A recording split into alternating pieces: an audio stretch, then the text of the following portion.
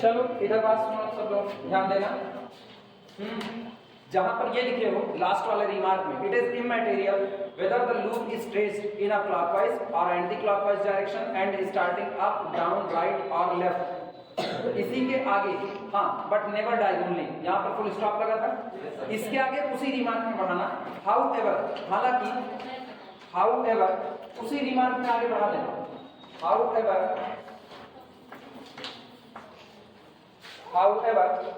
for a given solution, however for a given solution, however for a given solution only one loop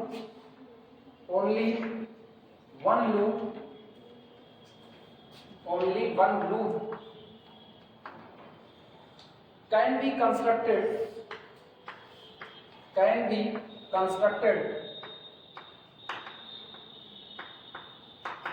only one loop can be constructed for each unoccupied cell, for each unoccupied cell,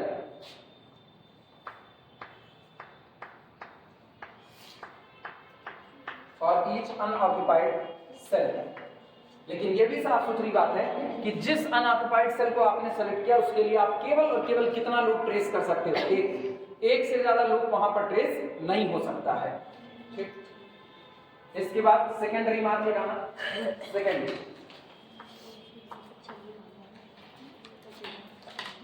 किसी भी रो या किसी भी column में केवल plus और minus sign ही आ सकता है।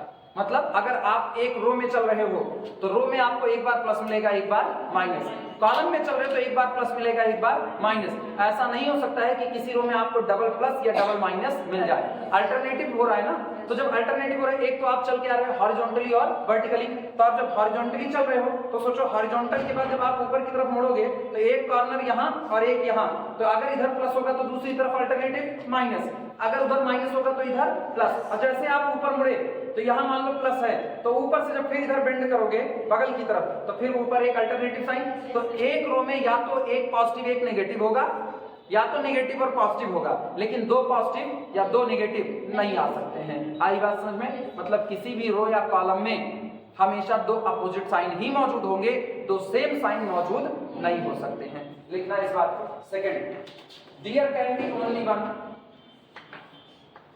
There can be only one, केवल और केवल एक, there can be only one positive and negative, positive and negative sign, positive and negative sign in any row, in any row और कॉलम, इन any row और column. यहाँ किसी भी रो या किसी भी कॉलम में केवल और केवल एग्जैक्टली एक पॉजिटिव और एक नेगेटिव साइन ही हो सकता है, इसके अलावा कुछ नहीं हो रहा है। विजिबल है, हम तो चेंज करना पड़ेगा, आज व्हाइट शॉट नहीं है करके बोलिए। Heading down, close loop and its property, close loop and its property.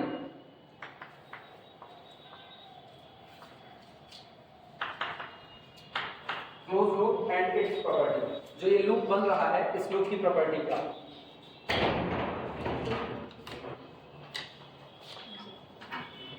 और जितने लोग मौजूद हो ये जाने रखना, सभी लोगों को बता रहे हैं अब लेक्चर प्राइवेट लगने शुरू हो चुके हैं।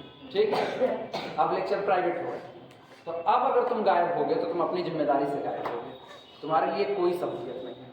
लेक्चर खाली उनके लिए है जिन लोगों के पास कोई अवेलेबल नहीं है ये पढ़ाने वाला, केवल उनके लिए है। तुमको पढ़ाने के लिए हम अवेलेबल हैं, तो हमसे पढ़ने के लिए तुमको अवेलेबल रहना पड़ेगा। तुम यहाँ अवेलेबल नहीं होगे, तुम सोचोगे तुम घर बैठ करके कुछ काम निपटा लोगे, तो बिल्कुल नहीं निपटाना है। तुम घर बैठ करके निपटाओगे तो ऑब्वियस सी बात है तुम उस दिन का लेक्चर नहीं पा सकते हो जिस दिन तुम नहीं आए होगे। कहने के बाद भी नहीं मिलेगा, ये भी हम तुमको बहुत प्रेम से बता रहे हैं ना, बाद में डांटने से अच्छा भी तुमको प्रेम से समझा दिया जाए। चलो शुरुआत करो। Close loop and its property. Any basic reason, कोई बहुत जरूरी बात आ गई तो हाँ हम मान सकते हैं, कोई बहुत जरूरी बात आ गई, कहीं जाना ही पड़ा, तबीयत एकदम से खराब हो गई, नहीं आने की कंडीशन में हो, ये नहीं, जैसे अभी कोई मैसेज आया हुआ है किसी का, पैर में खाली मोच आ गई है इसलिए नहीं आ सकते हैं, तो बिल्कुल हम ऐसे में कहीं, ऐसे में कोई लेक्चर नहीं मिल सकता है। जो बातें साफ हैं वो बड़ी साफ सुथरी हैं, उसमें हम इधर उधर की बात नहीं कर सकते हैं कि हम बड़े प्रेम से अच्छे बनने की कोशिश में करें, नहीं ठीक है नहीं आओगे तब भी चलेगा, आना तो पड़ेगा, नहीं आना है तो मत आओ, एकदम से मत आओ। फिर ग्रुप में से न जाने कितने लोग बाहर हो ही चुके हैं, बस अब जोड़ भी नहीं रहे हैं और न जोड़ेंगे इन फ्यूचर, ये भी तय है।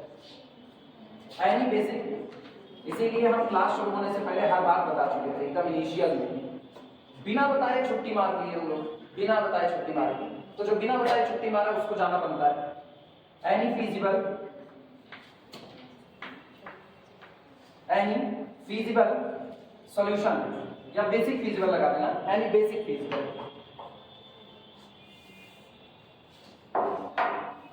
Any basic feasible, any basic feasible solution must contain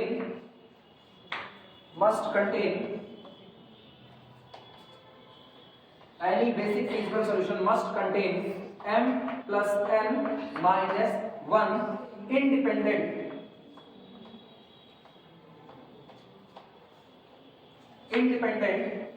non-zero allocation, independent के नीचे एक अंडरलाइन कर देना, independent non-zero allocation, non-zero allocation, independent non-zero allocation, ठीक, फुल स्टॉप। कहा यह जा रहा है कि आपने कोई भी बेसिक फिजिबल सॉल्यूशन निकाला, चाहे वो आप नॉर्थ वेस्ट कॉर्नर से निकालो, चाहे आप लीस्ट कॉस्ट से निकालो, या चाहे आप गूगल्स अप्रॉक्सीमेशन मेथड से निकालो, आपने कोई भी बेसिक सॉल्यूशन निकाला है, बेसिक फिजिबल सॉल्यूशन, तो हर हाल में exactly n plus n minus 1 independent solution रखेगा। और ये सारे सॉल्यूशन कैसे होंगे? नॉन जीरो, मतलब ये सॉल्यूशन एक दूसरे पर डिपेंड नहीं करेंगे। डिपेंड करने का मतलब एक की वजह से दूसरे का प्रभावित होना, तो ये लोग एक दूसरे पर डिपेंड नहीं करते हैं। लाइन चेंज करके डबल स्टार बना करके लिखना, the non-zero independent allocation imply the non-zero independent allocation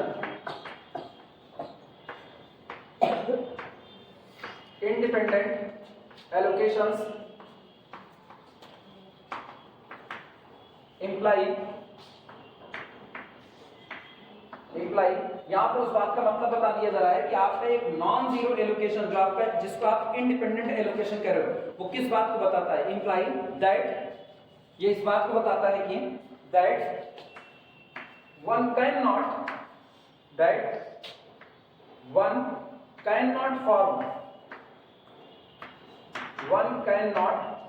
form ठीक a closed loop, one cannot form a closed loop by joining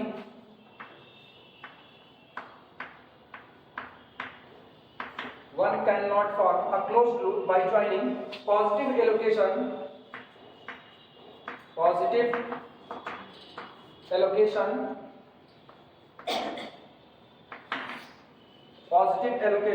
by horizontal and vertical lines only, by horizontal and vertical lines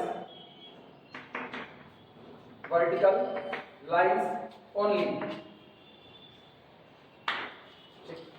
independent allocation इस बात की गवाही है, वो इस बात की गारंटी देता है कि अगर आप एक क्लोज्ड लूप बनाना चाहते हो तो आप क्लोज्ड लूप सिर्फ और सिर्फ हॉरिजॉन्टल और वर्टिकल लाइन की वजह से ही नहीं बना सकते हो, आपको दोनों का इस्तेमाल करना पड़ेगा। ठीक, तो इंडिपेंडेंट एलोकेशन ये कहता है कि अगर आप एक क्लोज्ड लूप बनाने जा रहे हो तो आपको जैसे हॉरिजॉन्टल लाइन इस्तेमाल करना पड़ेगा, ठीक उसी तरह आपको वर्टिकल भी इस्तेमाल करना ही करना है। आप सिर्फ हॉरिजॉन्टल इस्तेमाल करके क्लोज नहीं बना सकते हो, आप सिर्फ वर्टिकल लाइन का इस्तेमाल करके कोई भी क्लोज्ड लूप नहीं बना सकते हो। ठीक, ये लिखा गया, नोट कर लो।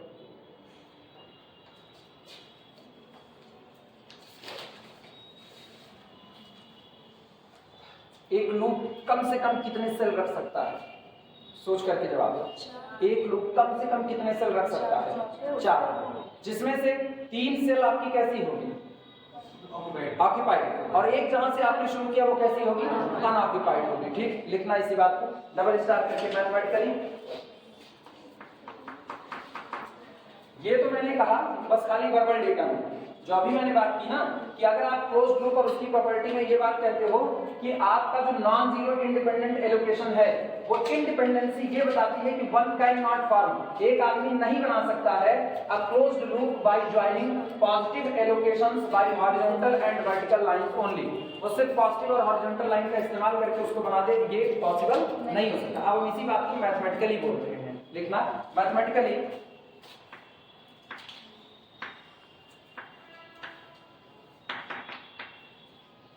Mathematically, a loop is an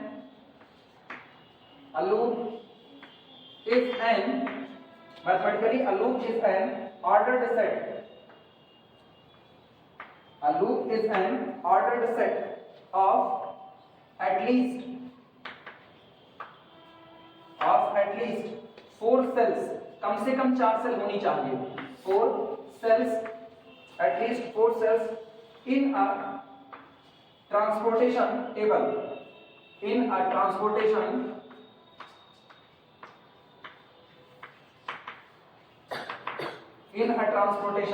table form a loop provided, शर्त ये है a loop provided के बाद डैश करके लिखना।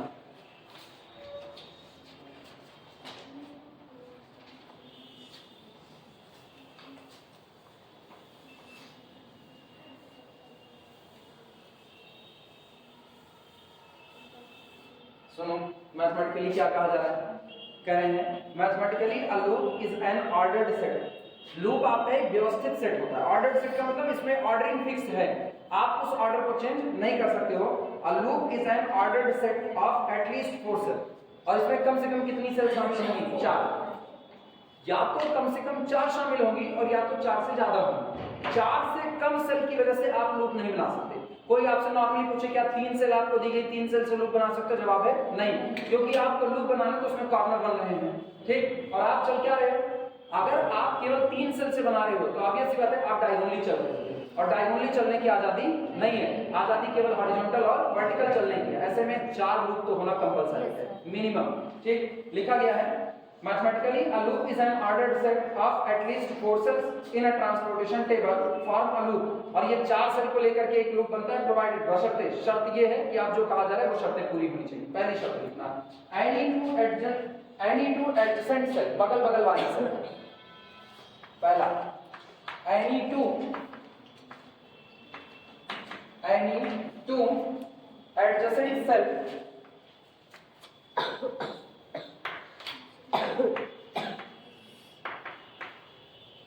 एडजेसेंट, जस्ट बगल वाली सेल। ठीक, जैसे अगर आप रो में चल रहे हो तो रो में समझो सेकंड रो है, थर्ड कॉलम है, तो थर्ड कॉलम के जस्ट बाद कौन आता है, फोर्थ कॉलम आता है। तो सेकंड रो थर्ड कॉलम यानी सेल नंबर 2 3, और इसके जस्ट बगल वाली होगी सेल नंबर 2 4। ठीक, any two adjacent cell,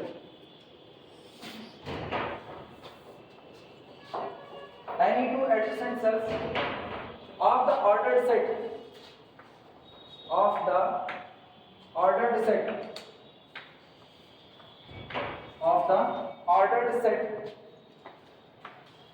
lie स्थित हो, lie either in the same row,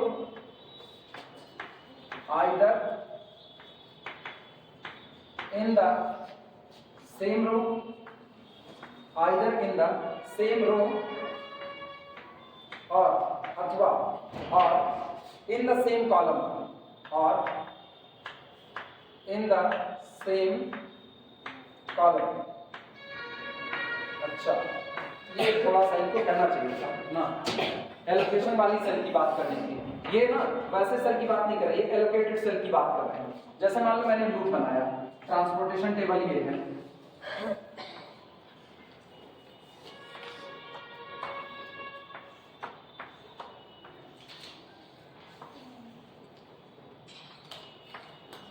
मान लो इस सेल के लिए हम लूप बना रहे हैं। जब इसके लिए लूप बना रहे हैं तो ये कह रहे हैं any two adjacent cells of the ordered set, ये बोला ऑर्डर्ड सेट, ठीक, जो आपकी ऑक्युपाइड और अनऑक्युपाइड सेल का मिक्सचर आया है। अनऑक्युपाइड तो केवल एक होगा जहां से आप शुरू करोगे, इसके बाद तो आप जितने की भी पेयरिंग लोगे वो सब की सब आपकी कैसे होंगे, ऑक्युपाइड सेल होंगे। तो कह रहे हैं कि any two adjacent cells of the ordered set lie either in the same row, या तो वो दोनों की दोनों सेल एक ही रो में मौजूद हों और ऑन द सेम कॉलम, और या तो वो सेम कॉलम में मौजूद हैं। जैसे हम यहां से चले तो सोचो यहां से मान लो यहां पर एलोकेशन है, तो यहां से हम यहां पर पहुंचे, ठीक, तो ये तो अनऑक्युपाइड रहा, ये कैसा है, ऑक्युपाइड। अब जब हम यहां से घूमेंगे तो फिर वही बात है, आप अगर डायगोनली घूम करके आ रहे हो तो सोचो अगर आप डायगोनली आ रहे, मान लो आपसे गलती होगी, आप यहां पर आ रहे हैं, तो आप सोचना क्या ये सेम रो में या सेम कॉलम में मौजूद है, नहीं, तो आपको ये चलने की मनाही है, आप इधर से चल नहीं सकते हो। ये आप या तो यहाँ नीचे आओ, नीचे आओ तो सोचो ये ऑक्युपाइड और ये वाली सेल भी आपकी कैसे हुई, ऑक्युपाइड, तो ये दोनों एक ही कॉलम में मौजूद हैं कि नहीं मौजूद। अब आप जब यहाँ से फिर यहाँ पर चल करके आए तो फिर यहाँ पर एलोकेशन, तो एलोकेटेड सेल, ये दोनों सेल आपकी एक ही रो में मौजूद है कि नहीं मौजूद है, और यहाँ से फिर आप ऊपर की तरफ चलो यहाँ पर, और फिर आप यहाँ पर आकर के इसको क्लोज कर दो। आई बात है समझ में? हर बार आपके चलने पर आपको ये जो ऑर्डर्ड सेट मिल रहे हैं, इनमें जो भी ऑक्युपाइड सेल आ रही है वो या तो सेम रो में आ रही है या तो सेम कॉलम में, डायगोनली चल नहीं सकते, उस पर रोक लगी हुई है। क्लियर है? तो जो बात हम लोग पहले ही बोल चुके हैं उसी बात को मैथमेटिकली बोला जा रहा है, ठीक।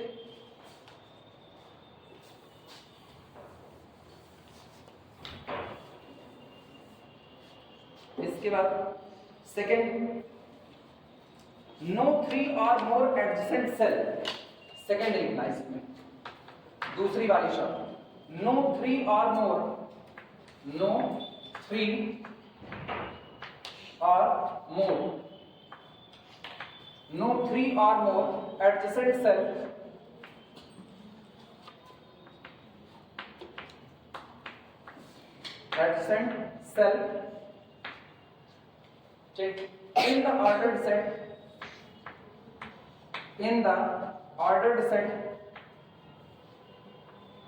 in the ordered set, ठीक, lie in the same row or column, in the same row or column, in the same row or column, ठीक, full stop. The first cell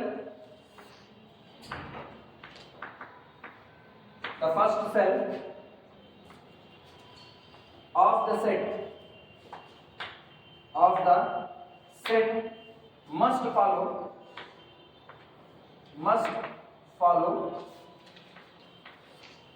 follow the last in the set, must follow the last in the set, ठीक, कुछ फालतू वाली theory है, बस खाली होता है कि आप लिख रहे हो, चलो लिख दो, बाकी सब फालतू है, अपने लोग सब जानते हैं क्या क्या हो रहा है क्या क्या नहीं हो रहा है। ये कह रहे हैं no 3 or more adjacent cell in the ordered set. Ordered set क्या, एक व्यवस्था ही तो आपने दी है। आपने क्या कहा, पहले मैंने अनऑक्युपाइड से शुरू किया, अनऑक्युपाइड से किसी सेल में गए, उस सेल का अपना कोई नाम होगा, तो ये व्यवस्था है। इस अनऑक्युपाइड से पहले उसी सेल में गए, ऑर्डरिंग हो गई कि नहीं, उस ऑक्युपाइड सेल से फिर किसी और ऑक्युपाइड सेल में गए, वो भी एक ऑर्डरिंग है, फिर वहां से किसी और में, और वहां से आप लौट करके आए किसमें, अनऑक्युपाइड वाले पुरानी वाली कंडीशन पर। तो आपने एक रूट फिक्स कर दिया कि नहीं? जब आप एक रूट फिक्स कर देते हो किसी रास्ते से जाना है, तो इसका मतलब आपने ऑर्डरिंग कर चुके हो, आप उस ऑर्डर से बाहर अब आपको नहीं निकलना है। ये कह रहे हैं no 3 or more adjacent cell in the ordered set lie in the same row or column। मतलब ऐसा नहीं हो सकता है कि आपका जो ये रूट आया है, लूपिंग का जो रूट आया है, उसमें एक ही रो या एक ही कॉलम में 3 बार एलोकेशन आया हो और तीनों पर ही पॉजिटिव नेगेटिव साइन आया हो। मतलब अगर बीच में कहीं एलोकेशन आ रहा है ना, इग्नोर इट, उसको आप इग्नोर करो, याद करो। अच्छा, हम जानते हैं याद बात कुछ नहीं आएगा, मुझे बनाना पड़ेगा।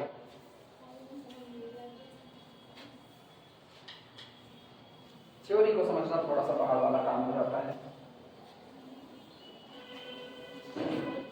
ध्यान देना।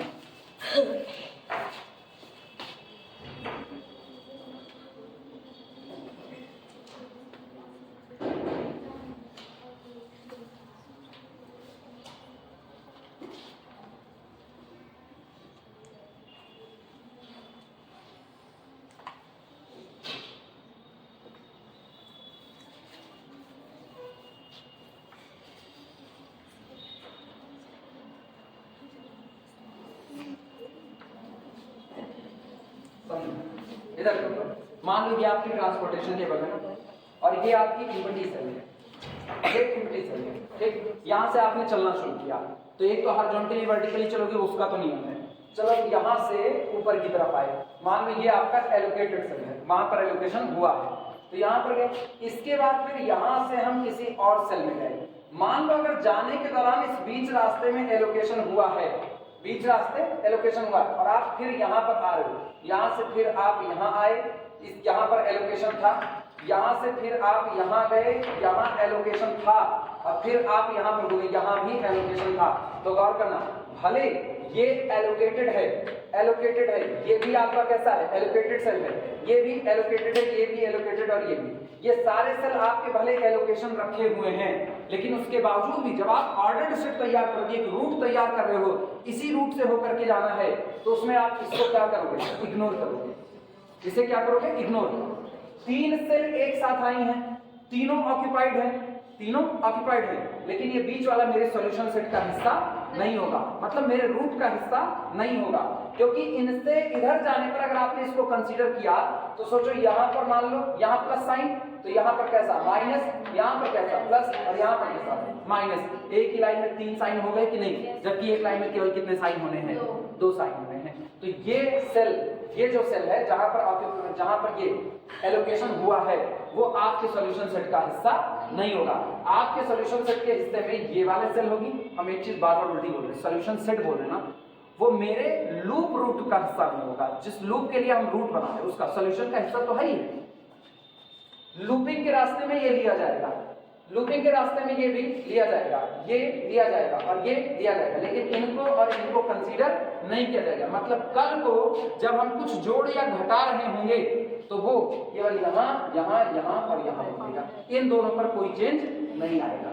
और ये बातें हम बहुत पहले ही कह चुके हैं। अल्टरनेटिव साइन रखने के दौरान यहाँ पर कैसा साइन, प्लस, फिर कैसा माइनस, फिर कैसा प्लस, फिर कैसा माइनस, फिर कैसा प्लस और फिर ये गलत है। पता चल गया ना, ये गलत है। एक लाइन में फिर तीन आ रहे हैं कि नहीं आ रहे हैं, एक लाइन में तीन आ रहे हैं, तो ये रफली बनाए हुए थे, ये गलत निकला। देखो अगर तुम यहाँ से शुरू किया अनऑक्युपाइड प्लस है तो ये कैसा माइनस, ये कैसा सॉरी ये वाला प्लस, ये कैसा माइनस, ये कैसा प्लस, तो ये कैसा माइनस, उल्टा हुआ कि नहीं, जबकि ये कौन होना चाहिए प्लस। गलत है, हाँ, तो ये रफली बनाए हुए थे, इसीलिए ये गलत आ रहा है। आई बात समझ में कि नहीं आई? तो एक रास्ते में तीन प्लस या तीन माइनस नहीं हो सकते, एक लाइन में तीन ऐसे ऑर्डर सेट आपके नहीं आ सकते हैं कि जो आपके यहाँ लूप के रास्ते के हिस्से हो जाए, ये भी नहीं होने वाला। कुल मिला के मोटी मोटी बात केवल इतनी है कि एक रास्ते में केवल दो ही सेल ऐसी हो सकती हैं जहां से आप गुजरोगे प्लस माइनस साइन के साथ, तीसरी सेल कोई आने वाली नहीं है। क्लियर हुआ कि नहीं? चले आगे लिखा जाए। सर अगर हाँ, सेकंड से नीचे डाउनवर्ड में आ जाओ नहीं, इसको समझो ही मत ना, ये तो खाली समझाने के लिए कागज की जैसा आपने बताया, मान लीजिए ऐसा ये एक ही साथ आ गया है, तो हम लास्ट तक में जाके मिडिल वाले से भी तो आ सकते हैं।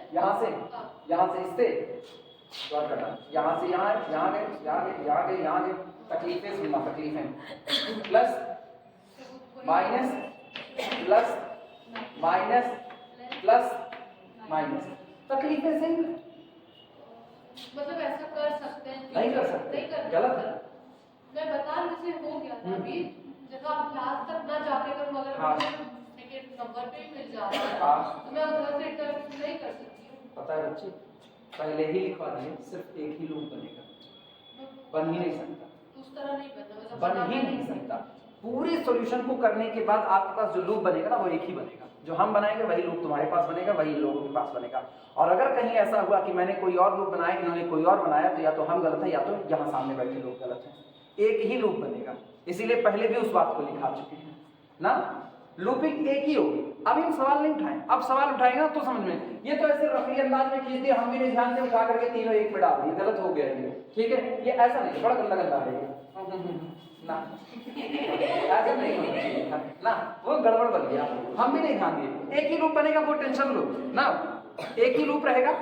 ये याद रखना बस खाली, जब आप लूप के लिए एक रास्ता बना रहे होगे तो उस रास्ते में कभी भी तीन एलोकेटेड सेल एक साथ नहीं आएंगे। और अगर आ रही है तो बीच वाले को अपने लोग जंप कर जाएंगे, मतलब बीच वाले को इग्नोर करके निकल जाएंगे। उस पर कभी साइन रखने की कोशिश मत करना कि प्लस माइनस साइन रखना। इसीलिए ना ऑर्डर्ड सेट बोलते हैं। ऑर्डर्ड सेट का मतलब पता है? ऑर्डर्ड सेट का मतलब आप पेयरिंग में काम कर रहे हो और एक व्यवस्था के तहत काम कर रहे हो। ठीक, पेयरिंग क्या है?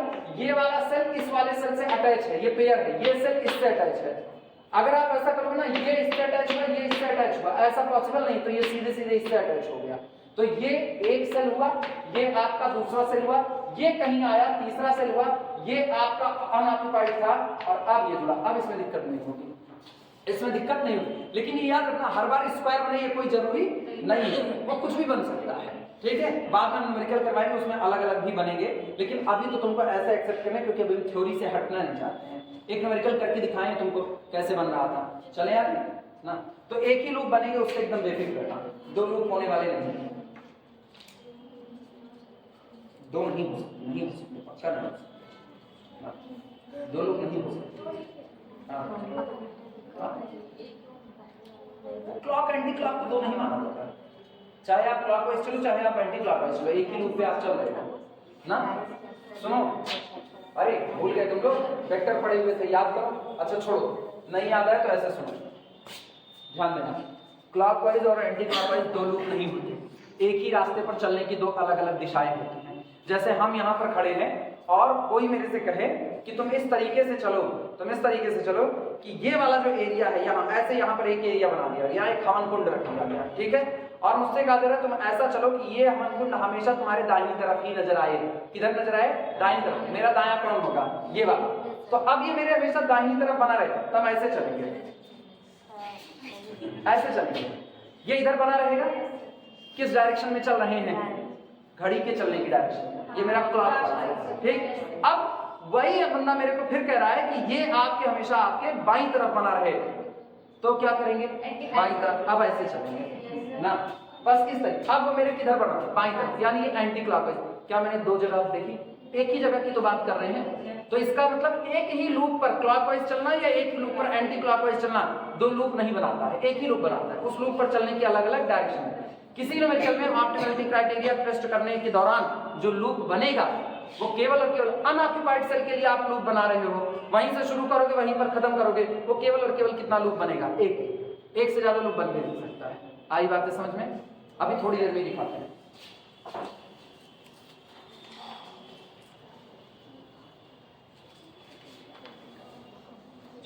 अरे इसका ना, ये जो बातें लिखी गई इसका एक लैंग्वेज और होता है, वो हम जब लिखाते हैं वो ज्यादा आसान होता है। जो अभी भी मैंने लिखा ना, तीन लूप वाली बात की कि मतलब तीन सेट एक में नहीं आ सकते हैं, इसका एक सीधा सीधा है, only loop appears only once, sorry only any cell appears only one.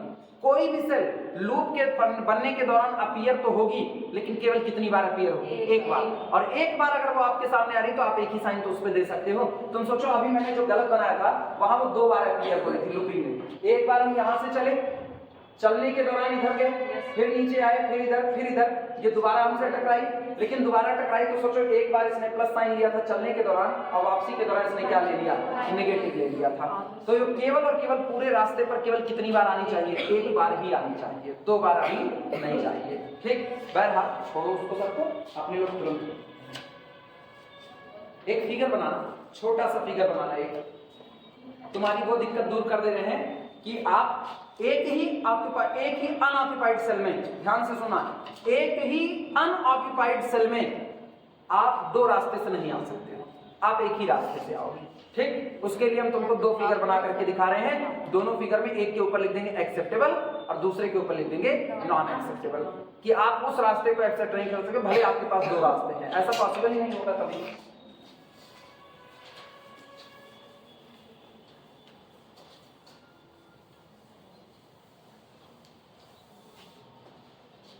चलो देखना, यहां पर बना रहे हैं, पता नहीं आएगा कि नहीं, तो आज हम सफेद चाक नहीं लाए, बड़ी हिम्मत नहीं। वीडियो में आ रहा है कि नहीं आ रहा? क्लियर है? चल पीछे वाला और डाल करिए, ये वाला और डाल करें, उंगलियां ऊपर जाएगी, ठीक।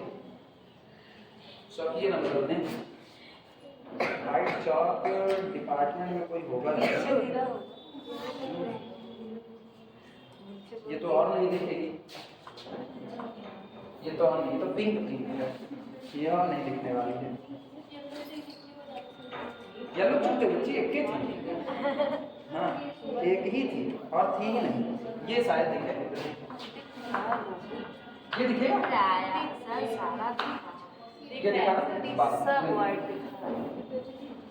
कोई कलर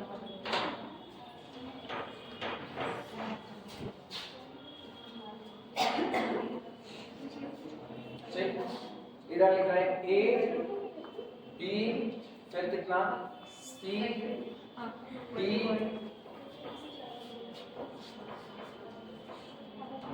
ई, ठीक। इसके बाद 1 2 3 4, 1 2 3 4,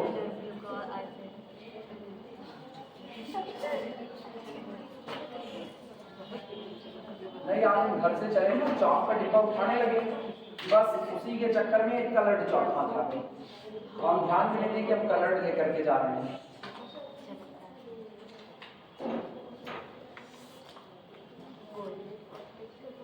ये मान लो ये एक टेबल है, ठीक है, इसमें मैंने एक लूप बनाया, इसमें लूप बनाए और शुरुआत हम यहाँ से कर रहे हैं, यहाँ से, ठीक।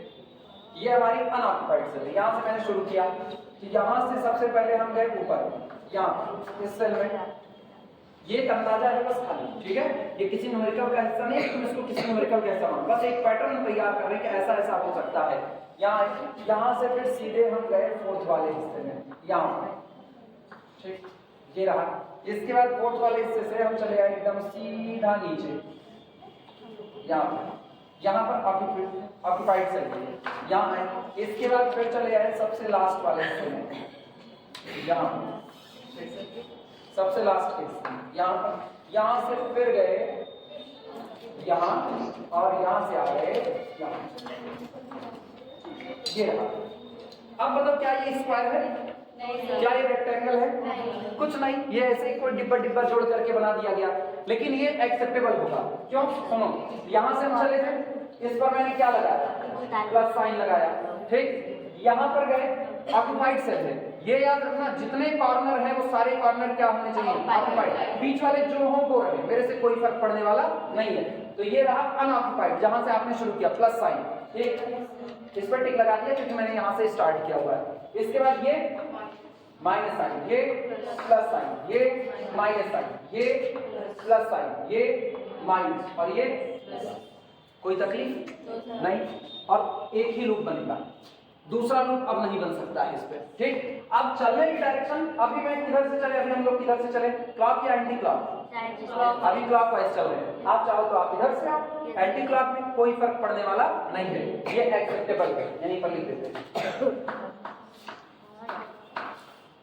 एक्सेप्टेबल, ठीक। बनाओ पहला, दूसरा बनाएंगे नॉन एक्सेप्टेबल, हाँ,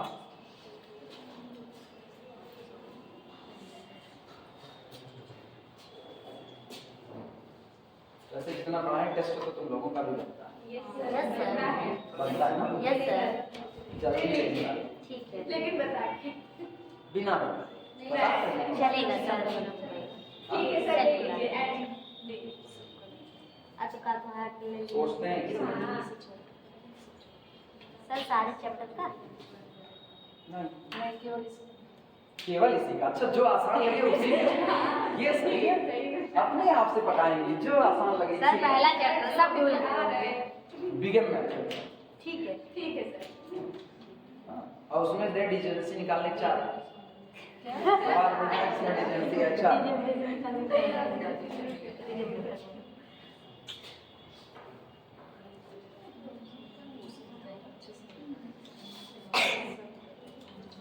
बना लो कि तुम नया फिगर नहीं बनाएंगे, इसी में फिर से बदलेंगे। हम लोग को बनाना है, हाँ तुम लोग बनाओगे, तुम लोग एक ही में तुम थोड़ी जोड़ोगे। एक्सेप्टेबल नॉन एक्सेप्टेबल,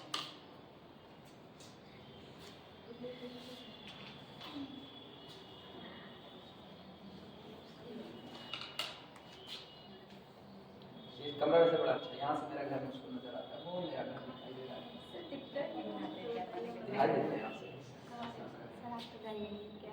हाँ हाँ वो दिखाई दे रहा है वो।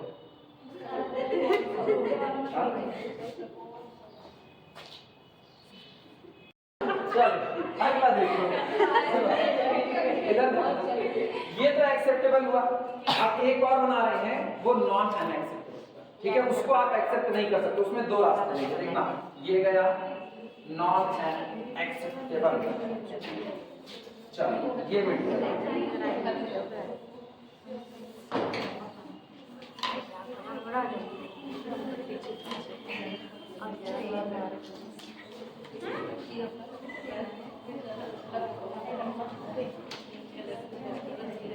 ध्यान देना। अगला सुनो, अगला सेकंड देखना। आप ऐसा कोई लूप नहीं बना सकते, जैसे फिर यहीं से शुरू कर रहे हैं, ध्यान दो ध्यान दो ध्यान दो, इधर यहाँ से शुरू कर रहे हैं, यहाँ से यहाँ गए, ठीक, ऑक्यूपाइड सेल, यहाँ से ऊपर गए ऑक्यूपाइड सेल, यहाँ से यहाँ आए ऑक्यूपाइड सेल, और यहाँ से नीचे आ गए ऑक्यूपाइड सेल। ये प्लस साइन डालने की जरूरत नहीं है, प्लस माइनस प्लस, एक लूप तो ये बन गया। अब सोचना, ये अनऑक्यूपाइड सेल है, इस अनऑक्यूपाइड सेल के लिए आपने एक लूप ये बना दिया। अब इसी अनऑक्यूपाइड सेल के लिए आप एक और लूप बना रहे हो। वो लूप सुनना क्या है, यहां पर आप मौजूद हो, यहां से आप ठीक सामने वाले पर गए, ये आपका ऑक्यूपाइड सेल था, यहां से आप आए नीचे, ये आपका ऑक्यूपाइड सेल था, यहां से आप आए यहाँ ऑक्यूपाइड सेल था, और यहां से आप ऊपर चढ़ गए ऑक्यूपाइड सेल था। ये अब ये बताओ, एक ही ये आपका कैसा सेल है, अनऑक्यूपाइड, इसमें कोई एलोकेशन नहीं हुआ है, लेकिन इसके लिए आप दो सेल बना रहे हो। एक तो आप ये वाली लूप बना दिए और दूसरी आपने ये वाली लूप बना दी, दो लूप बन गए कि नहीं। ये आपका कैसा होगा, ये एक्सेप्टेबल नहीं हो सकता है। क्लियर हुआ, नॉट एक्सेप्टेबल लिख देना इस पे, नॉट एक्सेप्टेबल। सर ऑप्शन भले दो है हमारे पास, लेकिन एक ही तभी बनेगा। किसका, इसी लूप में, जैसे कि आप दो बना के दिखा दिए। क्या हो रही हैं, दिक्कतें क्या हो रही हैं, ठीक, दिक्कतें ये होंगी, तुम एलोकेशन किसका करोगे तुमको यही नहीं पता चल पाएगा। यहाँ तुमने क्या रखा, प्लस, फिर यहाँ क्या रखा माइनस, फिर यहाँ प्लस, फिर यहाँ माइनस, फिर यहाँ प्लस, साइन का कोई बवाल नहीं, यहाँ प्लस, यहाँ माइनस, यहाँ प्लस, यहाँ माइनस, यहाँ प्लस, साइन का कोई बवाल नहीं। बवाल इस बात क्या है, जितने नेगेटिव आए आपके पास, उस नेगेटिव में से आपको कैसा चुनना होगा, मिनिमम। अब सोचो इस सेल का मिनिमम चुने, सॉरी इस लूप का मिनिमम चुने या इस लूप का मिनिमम चुने, किसका मिनिमम चुने। अब तो डिसाइड नहीं हो सकता ना, मिनिमम नहीं, अपने मन से लगा दोगी जो मिनिमम रहेगा, ये पॉसिबल नहीं है। इसीलिए कहा जाता है कि जब आप न्यूमेरिकल को सॉल्व करो तो किसी अनऑक्यूपाइड सेल के लिए आपके पास केवल और केवल कितना लूप बनना चाहिए, एक से ज्यादा लूप नहीं बनता है। अगर एक से ज्यादा लूप बन रहा है तो इसका मतलब आपने सॉल्यूशन में कहीं ना कहीं गड़बड़ी कर दी है। आई बात समझ में, लिख दो नॉट एक्सेप्टेबल, इसके लिए लिख देना नॉट एक्सेप्टेबल, ठीक, क्योंकि एक सेल दो बार अपीयर हो रही है।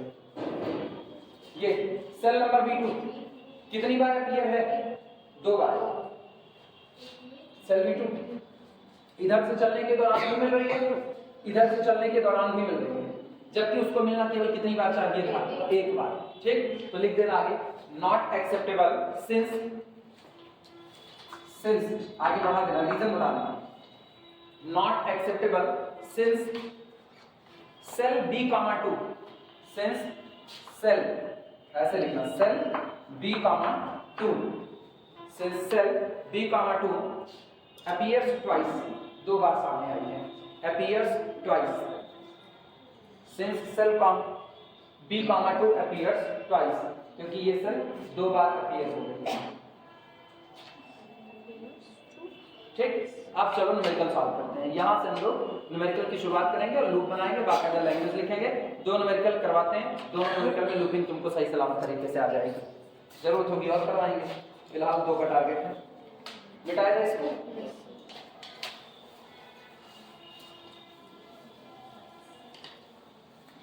पहला न्यूमेरिकल जो तुमको समझाए हुए हैं उसी को करेंगे, जिससे टाइम कम लगेगा। चलो सबसे पहले न्यूमेरिकल को ही सॉल्व करेंगे। देखना, find optimal solution for the following table problem है फाइंड ऑप्टिमल सॉल्यूशन, फाइंड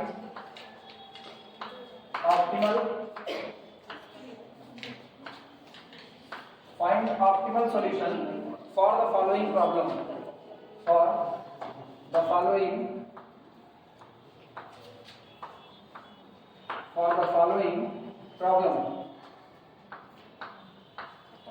नीचे जो प्रॉब्लम दी जा रही है शॉर्ट में लिख दें, नीचे जो प्रॉब्लम दी जा रही है इसके लिए बेस्ट सॉल्यूशन निकालिए, ऑप्टिमल सॉल्यूशन वही है S1 S2 S3, ठीक। और नीचे है आपका यहाँ पर डिमांड, इसके बाद D1 D2 D3 और D4, और यहाँ पर है सप्लाई।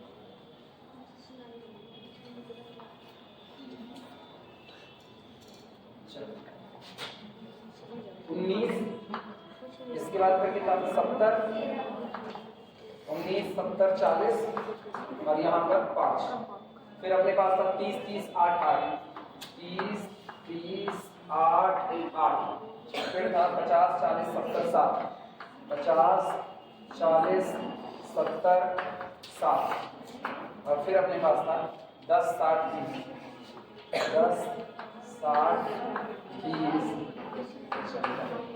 फिर 7 9 18 7 9 18 टोटल ये आपको प्रॉब्लम दी गई है। करें इस प्रॉब्लम का बेस्ट सॉल्यूशन निकालिए कि इसका ऑप्टिमल सॉल्यूशन कितना होगा। इस प्रॉब्लम को इसलिए उठाया जा रहा है कि इसी प्रॉब्लम का बेसिक फिजिबल सॉल्यूशन हम लोग सबसे पहले निकाले नॉर्थ वेस्ट से, फिर इसी का हम लोग निकाले लीस्ट कास्ट से, फिर इसी का हम लोग निकाले वोगेल से, और अब वोगेल से निकालने के बाद हम इसका ऑप्टिमलिटी क्राइटेरिया चेक करेंगे। कॉस्ट अगर याद हो पहले में शायद 1015, नॉर्थ वेस्ट में 1015, लीस्ट कास्ट में कितना 800, लीस्ट कास्ट 800 वो वोगेल्स का ठीक 814, ठीक। वो आपका आया था किसमें, लीस्ट कास्ट में, वोगेल से ही आया था 779, ठीक। अब अपने को देखना है, और वो नीचे वाली क्लास में कल पढ़ाते वक्त दिखा भी दिया, इसमें 36 रुपए का डिक्रीजमेंट आएगा, ठीक। अब उसी बात को हम लोग प्रॉपर वे में लिख करके चेक कर रहे हैं। इसका ऑप्टिमलिटी क्राइटेरिया देखते हैं कि क्या ये सॉल्यूशन ऑप्टिमल है कि नहीं। पहले से पता है नहीं है क्योंकि कल का लेक्चर ऑलरेडी हो चुका है, लेकिन फिर भी लैंग्वेज सीखनी है। हो गया हो तो सॉल्यूशन की शुरुआत करें। जानते हो एग्जाम में जब आएगा ऑप्टिमलिटी चेक करने को, तो सबसे पहले तुमको एक काम यही करना पड़ेगा कि तुमको सबसे पहले लीस्ट कॉस्ट या वोगेल्स अप्रॉक्सीमेशन मेथड लगाते हुए या कोई भी एक मेथड लगाते हुए पहले एक बेसिक फिजिबल सॉल्यूशन निकालना पड़ेगा। जब आप एक बेसिक फिजिबल सॉल्यूशन, ऐसा कभी लगता है इस कमरे में सच में आत्मा ना, हर 2 मिनट में जब उसको कोई सवाल ना समझ में आता कहता है नहीं पढ़ेंगे धार मारे जब होता है तब। हालांकि ऐसा कुछ नहीं है, ये खिड़की से हवा आती है बाहर की तरफ जाने के लिए, दरवाजा खोलती है फिर बाहर चली जाती है, फिर बंद कर देती है, होता ही है। खैर तुम लोग ऐसे डरना मत, ठीक है, तुम लोग जिंदा ही नहीं, हम तो जिंदा है ना। अब अगर हम डर गए तो इसका मतलब तो मेरे सामने जो बैठे हुए हैं वो लोगों को शक तो यही है, लोग क्या हो क्वेश्चन मार्क किए हैं। सुनो ध्यान से, ये रहा सामने क्वेश्चन। एग्जाम में जब ऐसा क्वेश्चन आएगा तो सबसे पहले तुमको एक काम करना है, north west corner, least cost method या वोगेल्स अप्रॉक्सीमेशन, 3 में से किसी एक का यूज करके एक बेसिक फिजिबल सॉल्यूशन निकालना है। अगर उसने कुछ नहीं कहा, अगर पेपर में ऐसा कुछ नहीं कहा गया, बस उसने केवल कहा फाइंड द ऑप्टिमल सॉल्यूशन, तो आप चाहे जिससे शुरुआत कर देना, चाहे बेसिक नॉर्थ वेस्ट से निकाल दो, चाहे लीस्ट से, चाहे वोगेल से, चाहे जिससे। लेकिन अगर न्यूमेरिकल में कह दिया है find initial basic feasible solution by using Vogel's approximation method and test the optimality, तो तुमको वोगल्स ही लगाना पड़ेगा। आई बात समझ में? एक बात। दूसरी बात सुना, अगर मान लो भूल गए, उसने कहा वोगल से लगाना है और तुमको वोगल्स नहीं आ रहा है, तो कतई बेवकूफी वाली हरकत मत करना कि तुम न्यूमेरिकल को छोड़ करके आओ। तुमको नहीं आ रहा है कोई बात नहीं, तुम लीस्ट कॉस्ट से लगाओ। तुमको नहीं आ रहा तुम नॉर्थ वेस्ट कॉर्नर से लगाओ। तुम एक बार इनिशियल बेसिक फिजिकल सॉल्यूशन निकालो, जा करके उसका ऑप्टिमलिटी चेक करो, ठीक है? वो उतना काम तुम करो। तुमको नहीं आ रहा उसकी कही गई बात, तो तुम अपनी वाली बात रखो। देखो होगा क्या, या तो तुम छोड़ दोगे तो 10 नंबर का सवाल है, तुमको कितना मिला? 0। छोड़ने पर ये हुआ। और अगर तुमने लगा दिया, मान लो तुमको वोगल्स नहीं आ रहा, तुमने क्या किया, जबरदस्ती तुमने उसको लीस्ट कॉस्ट से या फिर किसी मेथड से जो तुमको आ रहा है नॉर्थ वेस्ट, उससे तुमने उसको लगा दिया। और उसके बाद तुम गए कहां पर? ऑप्टिमलिटी क्राइटेरिया चेक करने पर। तो सोचो 5 नंबर तो हो गया तुम्हारा, चाहे वोगल्स का और चाहे इनिशियल बेसिक फिजिकल सॉल्यूशन निकालने का काम हो गया, और 5 नंबर तुम्हारा हो गया ऑप्टिमलिटी क्राइटेरिया चेक करने का। एग्जामिनर कितना भी होगा राक्षस तो नहीं होता, मन नहीं होता है, वो तुमको ये 5 नंबर तो ऑप्टिमलिटी का दे देगा। तो तुम जहां 0 पा रहे थे वहां तुम कितना पाओगे? 5 पाओगे। और अगर दया धर्म दिखा दिया ना, तो खाली 2 नंबर काटेगा, तुमको 8 नंबर थमा देगा। ये उसके ऊपर बहुत कुछ डिपेंड करता है। और जो भी वहां कॉपी चेक करता है वो रियलिटी में इतना भी ज्यादा राक्षस नहीं होता है, कुछ होता है, कुछ होते हैं, उनका इंकार नहीं करते। तो इसीलिए पहले ही तय कर लो, तुम इसको एग्जाम में छोड़ना मत, आएगा तो छोड़ना मत, ठीक? वोगल्स भूल जाते हो, जिससे कहा है वो नहीं आता कोई और, लेकिन छोड़ना मत। चलो शुरुआत करें। सुनो, मेरी टेबल तो यही रहेगी। अगर तुम ध्यान दो तो ऑलरेडी इसका initial basic feasible solution Vogel's approximation से निकाल चुके हैं। तो पहली लाइन वही लिखो, इसमें लिखना by Vogel's approximation method solution में लिखना solution by Vogel's approximation method initial basic feasible solution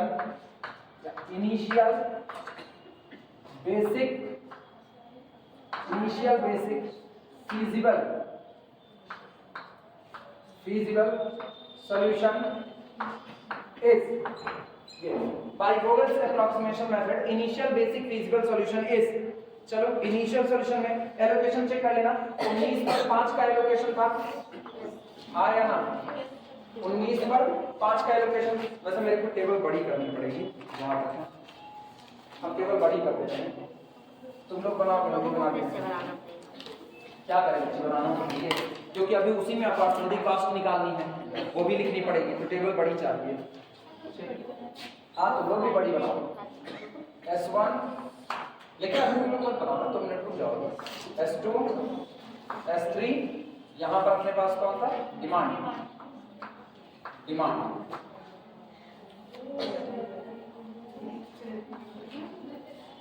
इसके बाद यहाँ पर है D1 D2 D3 D4 और यहाँ पर कौन होगा? सप्लाई।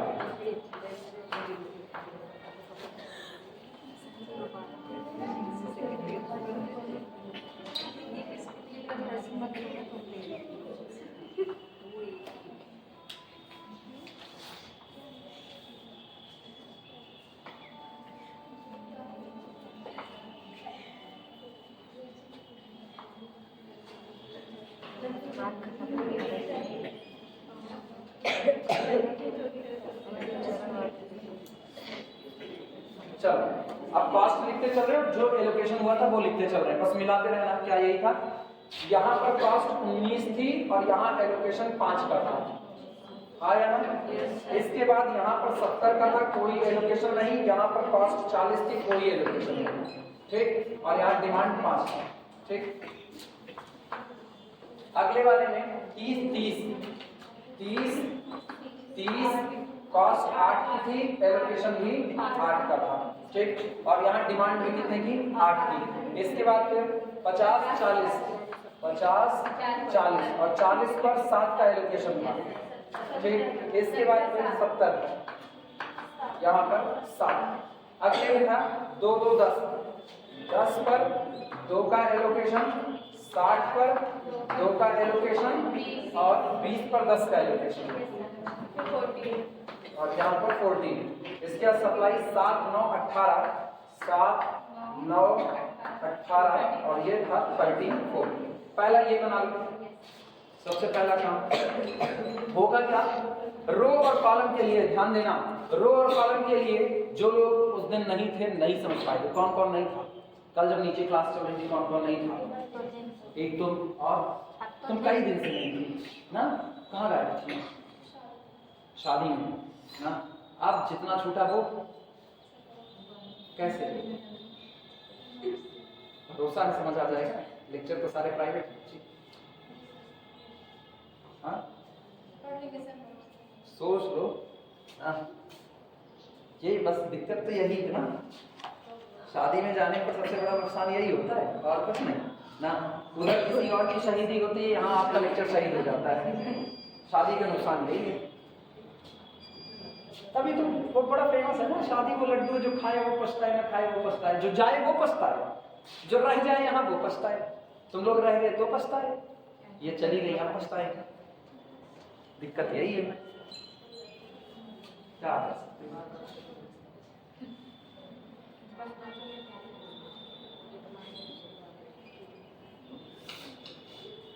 पहला ये सॉल्यूशन बना लो तो फिर लिखने चल शुरुआत करें। पहला काम यही होगा कि जितनी भी ऑक्युपाइड सेल हैं उन ऑक्युपाइड सेल में लिखी हुई कॉस्ट का इस्तेमाल करके हर रो और हर कॉलम के लिए, रो के लिए यूआईज और कॉलम के लिए बीजेस का कैलकुलेशन होगा।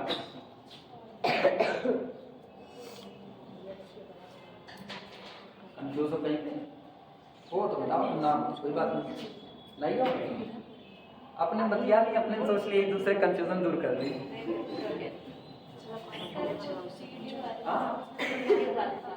रुको कैसे बोलो?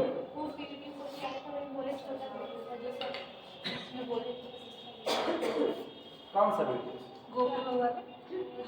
अच्छा उठ पठान वाली बात करते हो।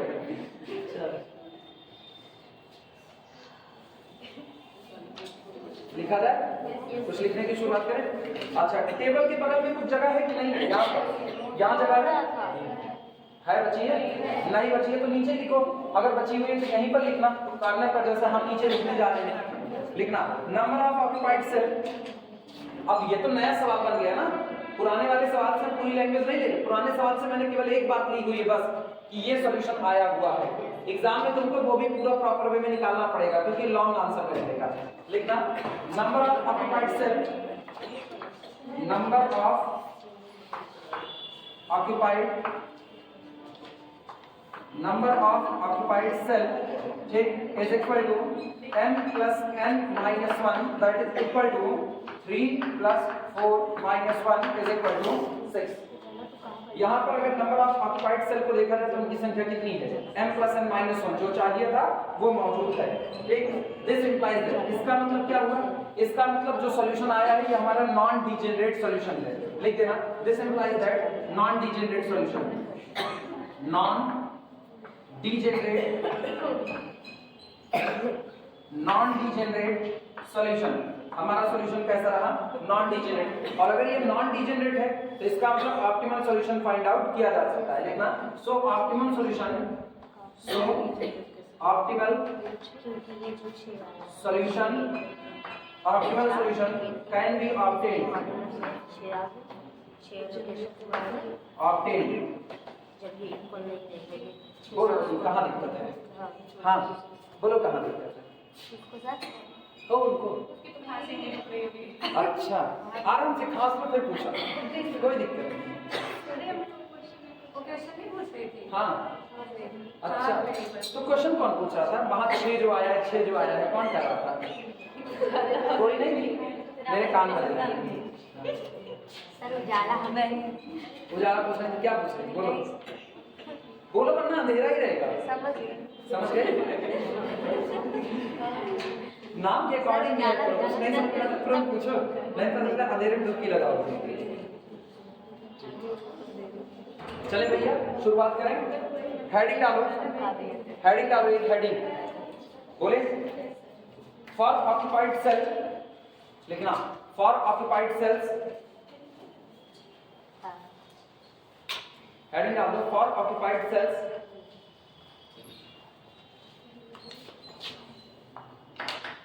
और ये छोड़ो, उतना भी बड़ा नहीं, सुनो उतना भी बड़ा नहीं, केवल एक हेडिंग है, calculation of UIs and VJs, बात खत्म। बहुत बड़ी बड़ी हेडिंग छोटा छोटा लिखना पड़ेगा ना, काट तो तुम्हारा ही पन्ना है, मेरा नहीं है।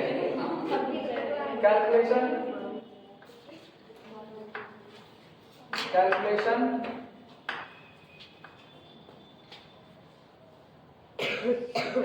ऑफ यूआईज।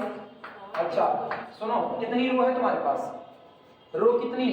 3। तो आई कहां से कहां तक वैरी करेगा? 1 2 3, मतलब U1 U2 और U3 निकलेगा।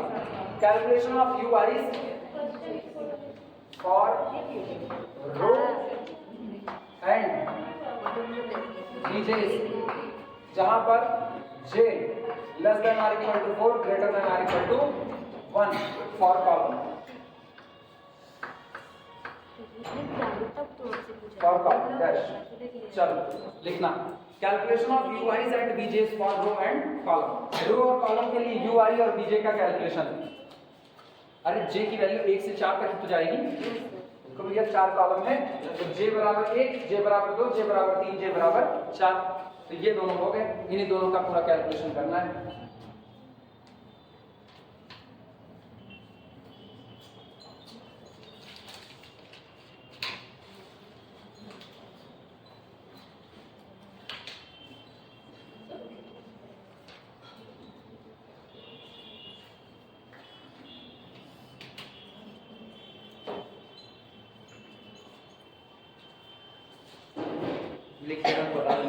शुरुआत करें, हो गया? सुनो ध्यान देना, ये बताओ मैक्सिमम नंबर ऑफ एलोकेशन कहां पर नजर आ रहे हैं? 1 2 3 यहाँ पर है, 3 एलोकेशन है, तो किसके पास है? D4 को आप क्या मान लो? 0 मान लो। ठीक, अब ध्यान देना, ये पूरा हटा रहे हैं, इसकी जरूरत मेरे को खत्म। अरे रुक बच्ची, अभी ना बनाओ, कुछ जब बताएंगे तब बनाना। यहाँ पहले कॉलम के लिए V1 कैलकुलेट होगा, दूसरे कॉलम के लिए V2 कैलकुलेट होगा, तीसरे के लिए V3 कैलकुलेट होगा और चौथे के लिए V4 कैलकुलेट होगा। आया ना? पहले ये बात समझो। इसके बाद रो में आना, पहली रो के लिए U1, दूसरे के लिए U2, तीसरे के लिए U3, ये कैलकुलेट होगा। ठीक, फार्मूला याद है ना? CIJ बराबर UI प्लस VJ। ठीक, लिख रहे हैं, यूजिंग CIJ, या सबसे पहले take V4 is equal to 0, take and using CIJ is equal to UI plus VJ for occupied cell, for occupied cell we get dash. हम V4 बराबर कितना ले लेंगे? 0, एक काम, और फार्मूला इस्तेमाल करेंगे CIJ बराबर UI प्लस VJ, लेकिन किसके लिए? ऑक्यूपाइड सेल के लिए। और तब हमको क्या मिलेगा वो सुनना। सबसे पहले हम 1 बाई 1 निकाल रहे हैं, U3 निकालते हैं, U3, तो U3 इनसे निकलेगा। ऑक्यूपाइड सेल है कि नहीं? ये कौन से नंबर पर है? थर्ड रो है, फर्स्ट कॉलम है, तो एक्चुअली ये C31, अच्छा ठीक है, फोर्थ कॉलम है ना, ये C34 है कि नहीं है? तो हम यहाँ पर पहला लिख रहे हैं C34 is equal to U3 plus V4, हाँ या ना? एंड दिस implies that, अब ऐसे सोचो हाइपोथेटिकली, V4 कितना? 0, C34 कितना? 20, तो इसका मतलब U3 कितना? 20, तो U3 is equal to 20। बहुत लिखने की जरूरत नहीं है, एग्जामिनर इतना समझदार है कि बगल में उसकी चीजें पड़ी हुई हैं। ठीक है, फिर भी अगर आपको तकलीफ लगे फिर भी तो सुनो, C34 कितना? 20 is equal to U3 plus 0 implies that U3 is equal to 20। एक बार की मेहनत है, एक बार की तो मेहनत है, आपको एक बार पूरा आपको डेटा दिखाना पड़ेगा, बाद में आप लिख दोगे नॉट सॉल्विंग एज प्रीवियस, तो दोबारा आपको ये पूरी कैलकुलेशन करके दिखाने की जरूरत नहीं पड़ेगी। तो ये आपका कितना आ गया? 20 आ गया। अब इनका हाल बोलो, ये आपका सेकंड रो है, ध्यान से देखना, ये आपका सेकंड रो है और ये आपका फोर्थ कॉलम, तो ये कॉस्ट कौन सी हुई? C24 इज इक्वल टू कितना? U2 plus V4 implies that C24 कितना? 16 is equal to U2 plus 0 implies that U2 बराबर 60 हुआ। U2 is equal to 60। तो ये आपका कितना हो गया 60। इसी तरह ऊपर वाले के लिए बोलना कितना है C14 C14 is equal to U1 plus V4 and this implies that C14 कितना है 10 is equal to U1 plus 0 implies that U1 is equal to कितना 10। तो ये आपका होगा 10। पहले इतना लिखो, छोटा छोटा लिखना, बहुत बड़ा बड़ा लिखने की जरूरत नहीं। किसका टेबल मत बनाओ, टेबल मत बनाओ, टेबल लास्ट में बनाएंगे, उसी में अपॉर्चुनिटी कॉस्ट लिखेंगे। हम टेबल बगल में रखे हो, तुम बिल्कुल ना करना ये सब काम। ठीक, ये सब काम करोगे तो एक टेबल बनाओगे जिसके लिए, फिर एक टेबल बनाओगे अपॉर्चुनिटी कॉस्ट के लिए। अभी एक बनाएंगे उसमें ये सब भर देंगे, जैसे ये पूरा हम लिख दे रहे हैं। इसको लिखने के बाद यहाँ बनी हुई पूरी टेबल बना लेना और फिर लिख देना now calculating opportunity cost and shown in the table, जो कि आपको उसी टेबल में नजर आएगी। ठीक है,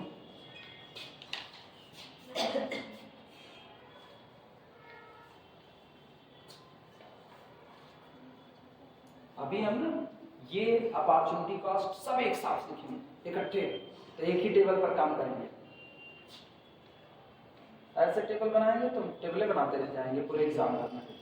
पत्ती से पन्ना कॉपी नहीं है, भी कॉपी दे नहीं दे, तुम लोग बताते हो आपको थोड़ी ना। जब क्वेश्चन ना आता रहे सर तब इसको स्टार्ट करेंगे। क्या क्या करेगा सर टेबल टेबल बना बना के पन्ना भर देंगे लास्ट। जब कुछ ना आता रहे तब। Yes sir. काहे नहीं आएगा, अच्छा भी तो काहे नहीं आएगा, इतना धीमे धीमे पढ़ा रहे हैं आराम आराम से, कभी नहीं आएगा। मेरी नाक कटवा लो, मतलब वो बात नहीं, पेट भरने के बाद बता रहे हैं। ऐसा मत सोचो, पाप लगेगा ऐसा सोचने से। सर पहले से थोड़ी बहुत प्रिपरेशन करनी पड़ती है। कुछ नहीं, इतना आराम से पढ़ा रहे हैं और उसके बाद तुम लोग अगर ये कहो कि अभी एलपीपी पेपर खराब जाएगा तो ऐसा नहीं है सर, नहीं जाएगा। शायद यही यस सर, शायद यही एक अच्छा भी जाएगा। यस सर, यही हकीकत है। चलो वापस आओ, कोई कमिटमेंट नहीं। अच्छा ये बताओ, ये तीनों निकल गए, अब बारी किसकी? इनकी। चलो पहले V1 निपटा देते हैं, इनका और इनका इस्तेमाल करो, इनका और इनका। तो बोलो ये इतना तो हो गया, सुनो ये जो बना ना, ये आपके U1 U2 U3 हो गए। अब इन पर आते हैं, तो वो कॉस्ट कौन सी है? C11 is equal to U1 plus कितना V1। This implies that C11 मेरे पास कितना है 19, 19 इज इक्वल टू U1 कितना है 10 प्लस कितना V1, इंप्लाइज दैट V1 बराबर 9। हाँ है ना, V1 इज इक्वल टू 9। अगले पर आना, अब की बार इनका इस्तेमाल करके V3 निकालो, पहले इनका इस्तेमाल करके V3। तो V1 हम यहाँ पर लिख रहे हैं, V1 मेरे पास 9 है। चलो V2 अगर निकालना चाहो तो V2 निकाल सकते, पहले V3 निकाल देते हैं, छोड़ो जाने दो। अगला कौन है? ये कॉस्ट कौन सी है? C23। तो ये है C23 is equal to U2 plus V3। ठीक, दिस इंप्लाइज दैट C23 अपने पास कितना है 40, 40 इज इक्वल टू U2 कितना आया है U2 60, इधर से होगा 60 और प्लस कितना V3। तो this implies that V3 is equal to कितना -20, V3 इज इक्वल टू -20। ये रख लो। इसके बाद बारी U2 निकाल लो, सॉरी V2 निकालते हैं। तो ये कॉस्ट कौन सी है? ये है third second C32 is equal to U3 plus V2। This implies that C32 8 है इज इक्वल टू U3 20 है और प्लस कितना V2। This implies that V2 is equal to -12। Last आपके पास V4 आपने 0 माना ही है, तो उसको रखिए। V4 आपने 0 माना, सारी कैलकुलेशन कंप्लीट हो गई। ठीक,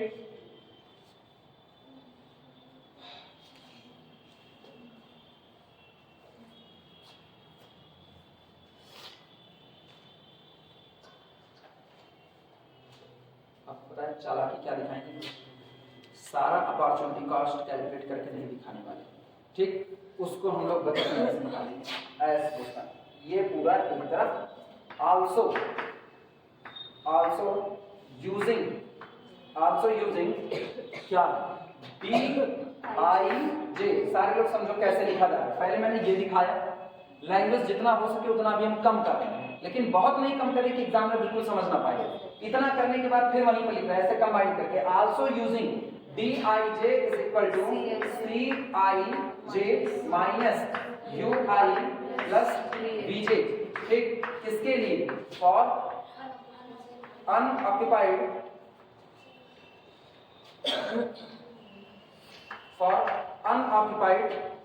cell, also using dij is equal to cij minus ui plus bj for unoccupied cell। ठीक, b unoccupied cell, b get opportunity cost, b get opportunity cost।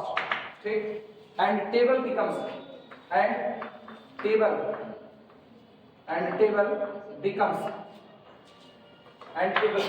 और ऐसे में अब हमारी टेबल बन जाएगी। बस इतना ही लिख देंगे, बाकी हम सीधे सीधे काम करेंगे इस पे।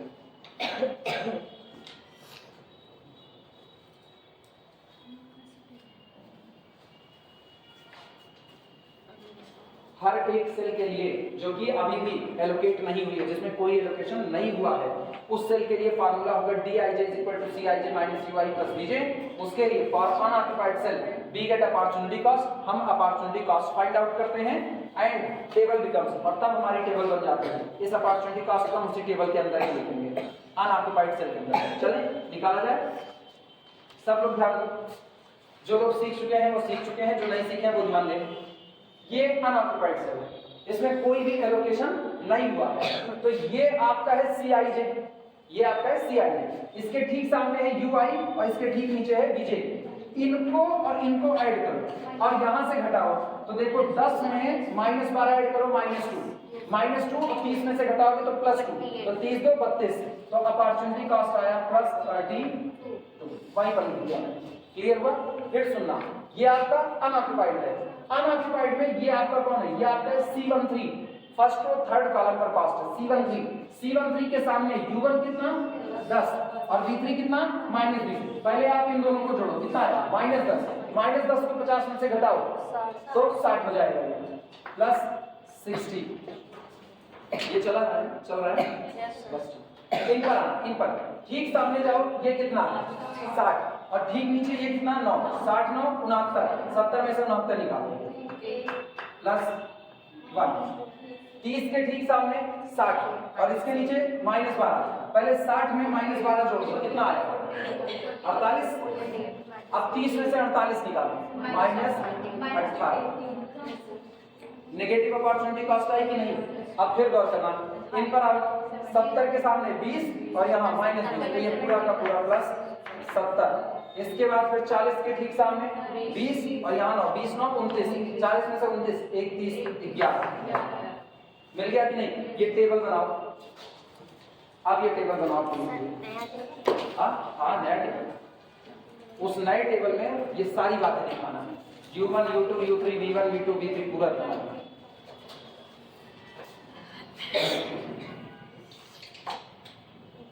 फटाफट बनाते रहो जिससे ये खत्म हो।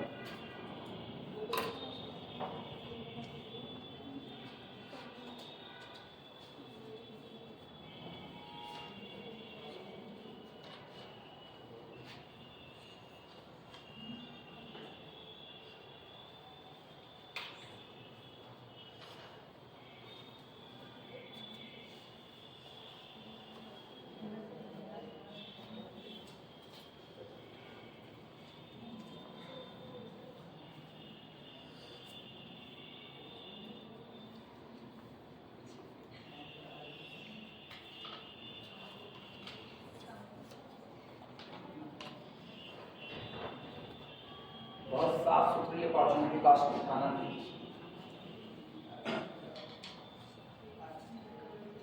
एक अपॉर्चुनिटी कॉस्ट अपनी नेगेटिव आई है -18, उसको मेंशन करके तब लूप बनाना शुरू करेंगे।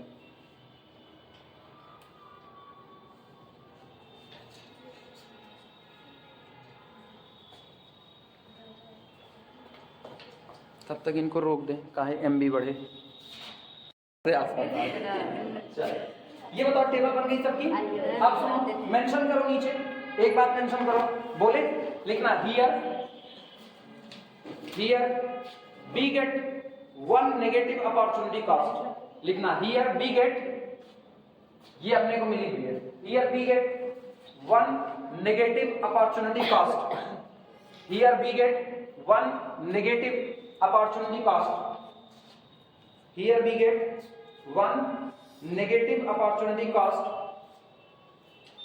One negative opportunity cost -18 -18, here we get one negative opportunity cost -18 in cell S2D2, in cell S2D2, ऐसे ब्रैकेट में लिख देना, in cell S2D2, ठीक, in cell S2D2 implies that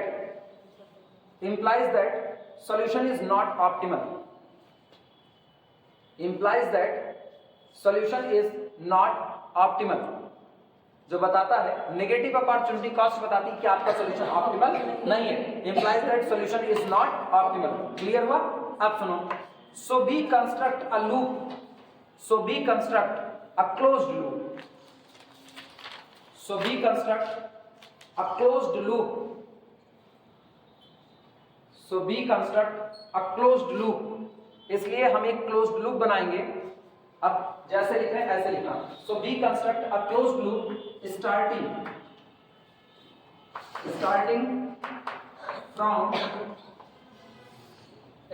from कहां से शुरू होगा, यही जहां आपका नेगेटिव अपॉर्चुनिटी कॉस्ट आया है, स्टार्टिंग फ्रॉम S2D2, ठीक।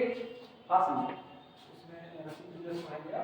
2:30 बजे से है मेरी क्लास ना, 2:30 से हम ले लेंगे कंटिन्यू, मेरी आज एक को नहीं है उसमें। चलो ध्यान दो, स्टार्टिंग फ्रॉम S2D2 यहां से शुरू होगा, ठीक, और S2D2 के बाद अब दिमाग दौड़ाना, यहां से चलेंगे तो पहले वहां टकराना है जहां पर ऑक्युपाइड सेल, ठीक। अगर हम ऊपर की तरफ चलते हैं तो कैसा रहा, अनऑक्युपाइड, नहीं जा सकते, नीचे आए तो कैसा है, ऑक्युपाइड सेल, बगल में जाए तो भी कैसा है, ऑक्युपाइड। तो तुम्हारी मर्जी है, तुम चाहे यहां से पहले यहां जाओ और चाहे पहले यहां से यहां जाओ, किधर चले, ये आया, ठीक। इसके बाद फिर कहां जाएंगे, 10 पर, 10 के बाद फिर 2 पर, और 2 के बाद फिर वापस आ जाएंगे। ये बीच वाले को इग्नोर कर देना है, आई बात समझ में, ठीक। अब गौर करना, starting from S2D2 then go to, ऐसे एरो बना देना, देन गो टू, कौन सी सेल है, S3D2, देन इसके बाद S3D2 के बाद कहां पर गए, ये कौन सा है, S3D4, देन S3D4,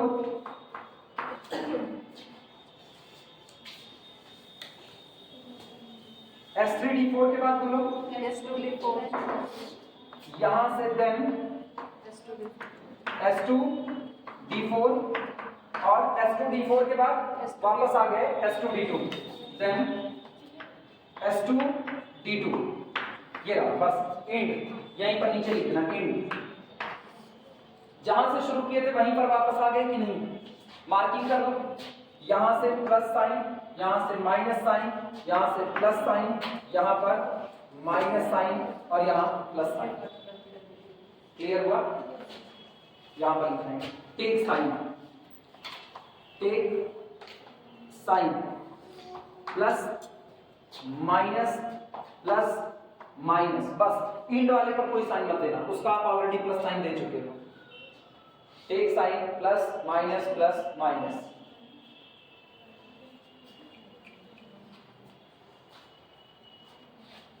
अब लूप बना लो इस तरीके से, उसी टेबल में जो ऊपर बनी हुई है, अलग से टेबल बनाने की जरूरत नहीं है,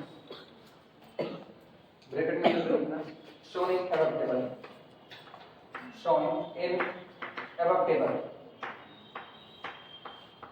ऊपर दिखाई गई जो टेबल है उसमें हमने इस लूप को दिखा दिया है, shown in above table.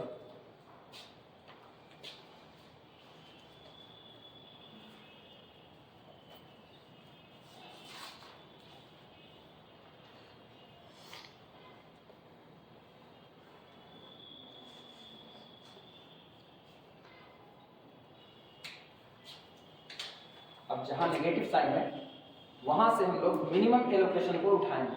Minimum, अब एक नेगेटिव इस पर आ रहा है 8 पर और एक नेगेटिव 2 पर, तो इसी 2 को उठाएंगे। जहां जहां प्लस साइन वहां वहां पर ऐड करेंगे, जहां जहां माइनस साइन है वहां वहां से सब्ट्रैक्ट कर देंगे। इसको बना लो, तब आगे लिखा जाए। बस 3 लाइन लिख करके फाइनल खत्म हो जाएगा। सबका बन गया, टेबल सबकी कंप्लीट हो गई। लिखना लैंग्वेज, ये मिटा देंगे, ये पूरा मिटा दें। कौन सा लिखो, जल्दी फटाफट लिखो। अभी एमएससी वाले बैठ के इंतजार कर रहे होंगे, एमएससी क्लास खाली चल रही है ना।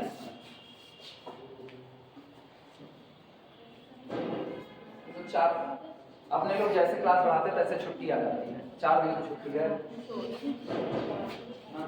पता है पूरा हफ्ता गया, पूरा हफ्ता जाएगा। फिर 3 दिन ये आप लगा दिए, फिर नवरात्रि है, फिर संडे आ जाएगा। हाँ, शिवरात्रि, नवरात्रि, शिवरात्रि का फिर संडे आ जाएगा। शिवरात्रि का शनिवार 18 19 को संडे है। गया पूरा हफ्ता। वीडियो लेक्चर ना, वीडियो लेक्चर नहीं, प्राइवेट सेक्टर, प्राइवेट लगाए हुए हैं तो जो क्लास चलेगी उसका ग्रुप पे शेयर कर देंगे, उसका देखो, बाकी का कर देंगे। चलो देखते हैं आगे फिर।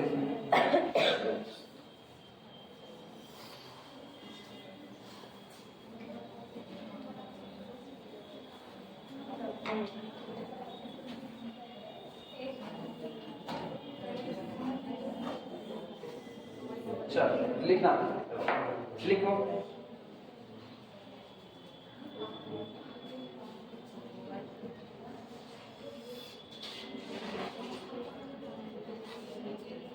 सेल्स ऐसे लिखना, sales with negative sign.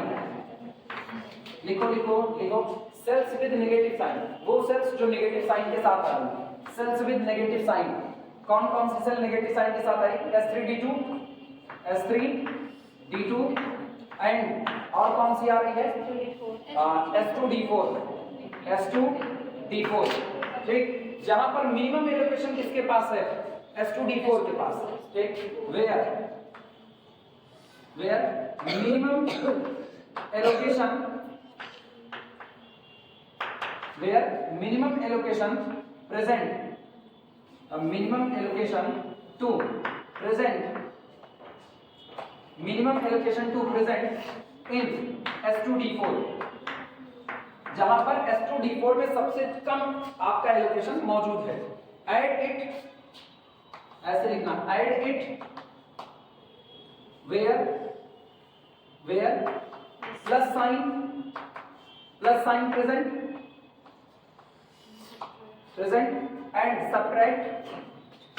and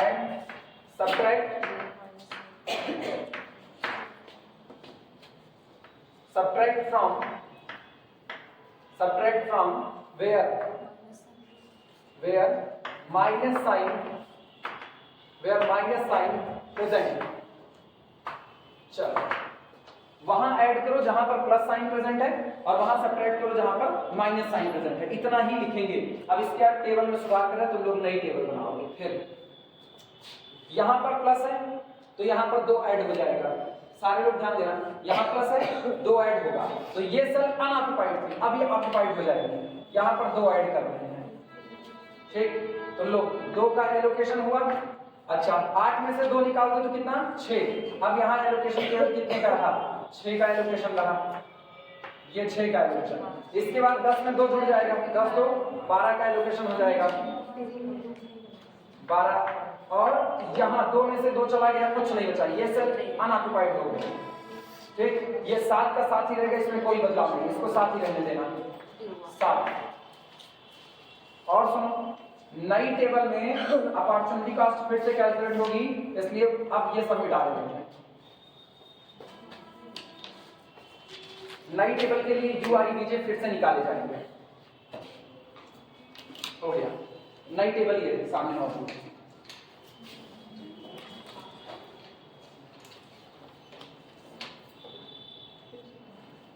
फटाफट बना लो, 15 मिनट अपने पास में हो जाएगा। कितनी लैंग्वेज लिखनी है? और इसके पहले इनिशियल बेसिक फिजिबल सॉल्यूशन निकालना पड़ेगा, तो उसकी लैंग्वेज अलग है। ठीक, सवाल बड़े हैं इसलिए प्रैक्टिस खूब अच्छे से करो कि स्पीड खूब अच्छी रहे। स्पीड अच्छी रहेगी तो मान के चलो एग्जाम में 10 नंबर स्वाहा हो जाएंगे, तो ऐसे मिलने वाले नहीं।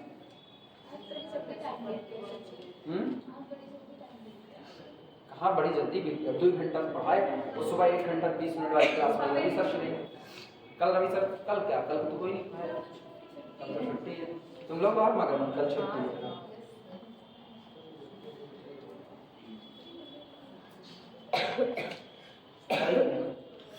यहाँ मनाते थे छुट्टी ना, तुम लोग मनाते छुट्टी हो जाए, फुर्सत नहीं थी। पढ़ने पढ़ने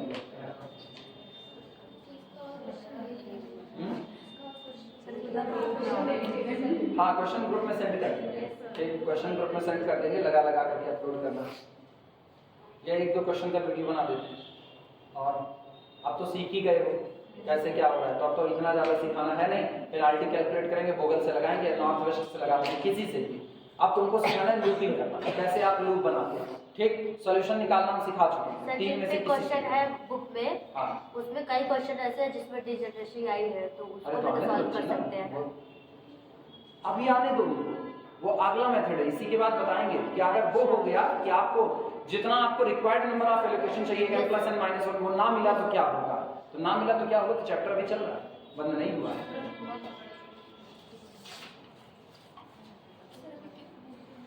आओ जी, कितने देर और है, कितना दिन और है, खत्म हो जाता है। 3 दिन की क्लास मिलती, खत्म हो जाता है, लेकिन 3 दिन की क्लास तो मिली नहीं। 3 दिन की क्लास कैसी, 10:20 से लेकर के 11:40 और फिर अपने टाइम, इस तरह से मिली कहाँ। हम भी चाहते हैं जल्दी जल्दी खत्म हो बच्ची, लेकिन या तो 2 में से एक काम किया, तो इतनी तेजी से पढ़ाई कि कुछ समझ ना आए तो जल्दी खत्म हो जाएगा, वो भी खतरनाक है। कितना वीडियो है, कितना। हाँ, ये जो छुट्टी हुई है इसमें हम देंगे, ऐसा नहीं कि इसमें वीडियो नहीं देंगे, वो तो हम देंगे, क्योंकि हमको भी खत्म करना है। हम 1 हफ्ते के बाद फिर लौट के और हम यही पढ़ाते रहे। कोशिश मेरी ये रहे कि हम 1 हफ्ते के बाद लौट करके आए तो नया चैप्टर असाइनमेंट पढ़ाया जाए, ये बंद करना है, कोशिश ये रहेगी। चलो, UI BJ फिर से कैलकुलेट करते हैं, लिखना अगेन चेक ऑप्टिमैलिटी, हेड लिखो अगेन चेक ऑप्टिमैलिटी, टेबल बन गई ना। हाँ, लिखो हेडिंग नहीं वैसे, again check optimality, again check optimality by calculating, again check optimality by calculating, by calculating UIs, VJs, UIs apostrophe S, VJs and DIJ, फिर हम तीनों का कैलकुलेशन करेंगे, UI का, VJ का और DIJ का। अब सुनो, अब आगे आपको पूरा लिखने की जरूरत नहीं है। अब आपने एक बार बता दिया आपने किस फार्मूले का इस्तेमाल किया हुआ है, ये तीनों मौजूद हैं और हर जगह पर तुम गौर करो केवल 2-2 का एलोकेशन है। तो आर्बिट्ररी किसी को भी एक को क्या मान लो, 0, ऐसे लिख देते हैं। लेट U2 के आगे क्या लिखा, 0, U2 को 0 माना। सारे लोग ध्यान दो, जब आप UI BJ का कैलकुलेशन करते हो तो आप केवल ऑक्यूपाइड चल रहे होते हो। इसके ठीक सामने टकराओ कितना है, 40 में से 0 निकला तो कितना आएगा, 40। ये कौन है, V3 बराबर 40। ध्यान देना, V3 इज इक्वल टू कितना, 40। अब फिर गौर करना, इसके ठीक सामने यहाँ पे टकराओ, 30 है कि नहीं ऑक्यूपाइड में, तो 30 में से 0 निकालो तो कितना, 30। तो आपका V2 बराबर कितना आ गया, 30 आ गया। अब इससे ठीक ऊपर जाओ, 8 है कि नहीं, 8 में से 30 निकालो, 8 में से 30 निकालो तो कितना आएगा, 8 2 10 10 20 22 -22 -22 के ठीक सामने 20 में से -22 घटा दो कितना, 42। तो यहाँ पर आपका आया V4 इज इक्वल टू कितना, 42, 42। इसके बाद फिर ऊपर जाओ, यहाँ पर 10 में से 42 घटा दो, -32, यहाँ आया -32। अब -32, 19 में -32 घटा दो, यानी 19 में 32 ऐड कर दो, कितना, V1 कितना, 51। चलो, सारे कैलकुलेट हो गए कि नहीं हो गए। अब अगला काम होगा अनऑक्यूपाइड सेल के लिए अपॉर्चुनिटी कॉस्ट निकालना। ठीक, और सारी अपॉर्चुनिटी कॉस्ट आपकी बार पॉजिटिव आएगी। कल करके दिखा चुके हैं ऑलरेडी, ठीक, निकाल सकते हो।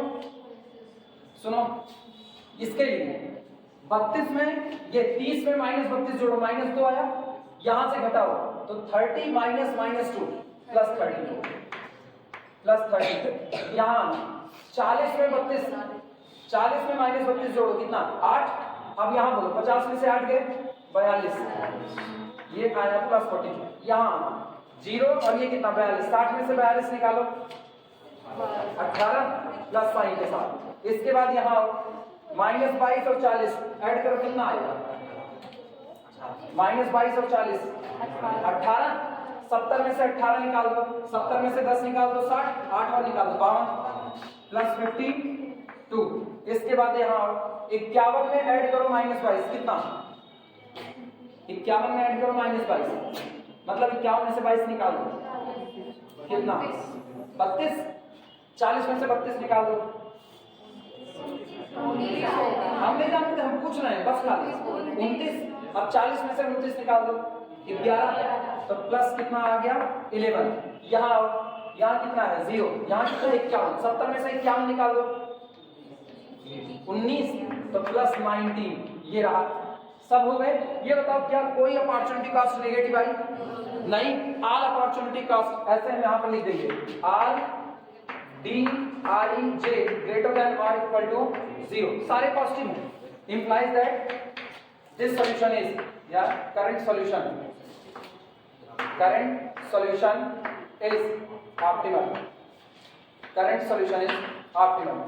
क्या अब यहाँ से तुम लोग कॉस्ट निकाल सकते हो कि नहीं निकाल सकते हो? वो काम कर सकते हो, बस इतने पर खत्म। हाँ टेबल बनाओ, बिना टेबल बनाए थोड़ी कुछ होगा। 22 बस हो गया काम अपना। हाँ बनानी है टेबल, बिना टेबल बनाए लिख दोगी बच्ची। हाँ हाँ हाँ हाँ बिल्कुल, वो इनिशियल तभी तो बताएंगे ना कितने का डिक्रीजमेंट आ रहा है ना, दोनों का कंपैरिजन कर देते हैं कि देखिए कॉस्ट घट गई। ऐसा थोड़ी कि हम खाली लास्ट में कॉस्ट निकाल, जैसे वहां 779 आई थी, अब पता है 18 रुपए का डिक्रीजमेंट था और 2 यूनिट डिस्ट्रीब्यूट हुई, 36 रुपए कम हो जाएंगे।